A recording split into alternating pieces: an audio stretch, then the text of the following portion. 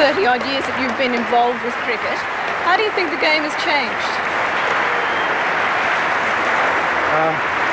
Certainly in England, it's gone much more for sponsorship, quick results and money to establish its solvency.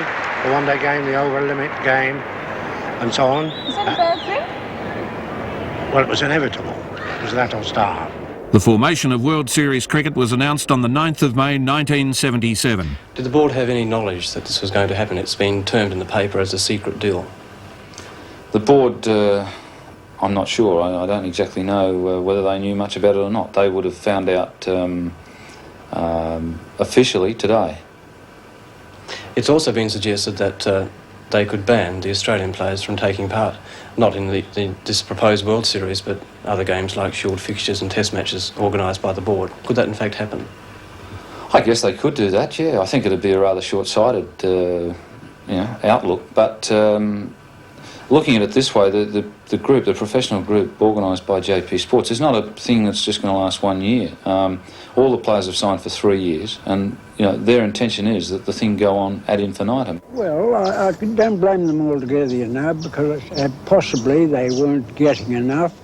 But I think it'd be a tremendous shame if it reached the stage where it wasn't an honour to play for Australia. My first reaction was that it wouldn't work. I'd love to see it happen because I'd like to see cricketers get a lot more money out of it because it does affect their careers. Australian cricketers over the years have retired very, very early. Well, my first reaction was that I thought they were all pretty lucky getting some money out of the game. But the second reaction was to think that I'd love to have seen them, Packer and his crew, approach the cricket board first, because I think that something like this is so big that it needs the sanction of the Australian Cricket Board, because that's where cricket's controlled in Australia. I can't see it being a good thing for the game of cricket. I can see it being very good for the players.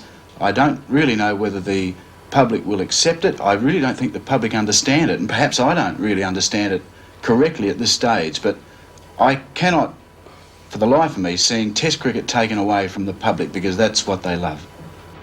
I'd say the man in the street will say, well, look, we've got a chance of seeing 12 of the best cricketers in the world. Blake's, from South Africa that everyone's heard about and never seen.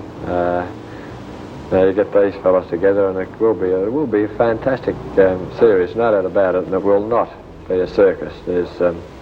I said when I was approached, I said, look, if it's going to be a show, the greatest show on earth, well, I don't want to be involved in it. If it's going to be a serious series, it'll be well worthwhile putting on and well worthwhile being involved in it. I'm quite sure that in the long term, the benefits are going to be seen to be for the game of cricket. I think, provided, say, the traditional bodies and Mr. Packer can get together over the next few years and work things out together, that this is going to be an addition to the current system of cricket as we've known it for 100-odd years. With the time running out for the Packet cricket organisers, it was decided to use a hovercraft from the United States to move the 50-tonne cricket wicket beds.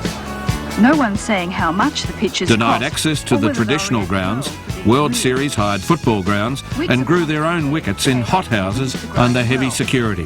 4 men tend the 6 turf wickets, 24 hours a day, 7 days a week, and security is high.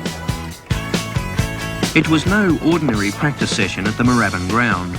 Just for a start, there was Dennis Lilly taking a cue from a photographer high on the stand behind him. And probably the most fierce competitor of them all, Tony Gregg, was deliberately edging the ball to the keeper, all for promotion. The man who devised the Packer World Series plan, Mr. John Cornell, said today it would probably cost $5.5 million in the first year to get the series started. The stakes were high, but so were the rewards.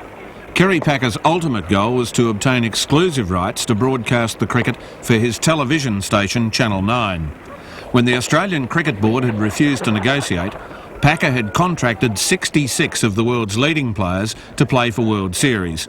Most were already under contract while the centenary test was being played back in March.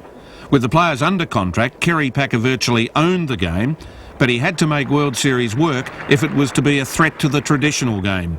The early signs were not encouraging. After all the publicity, all the haggling, the uproar and the bans, the start of the Packer series in Adelaide today was a fizzer. The players took to the field in front of only 500 spectators, leaving the stadium all but deserted. On today's gate takings, the World Series cricket entrepreneur wouldn't have made a cracker. In fact, he'd be well on his way to amassing that $2 million loss he's expected to make in the next year. Today's turnout, though, didn't worry the director of the series, Austin Robertson. Well, Bill, I'm quite happy with it.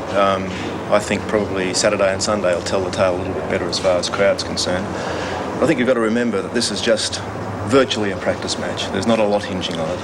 And while the competition, I think, is keen enough, one can't say that, we're not really worried by the fact that there are only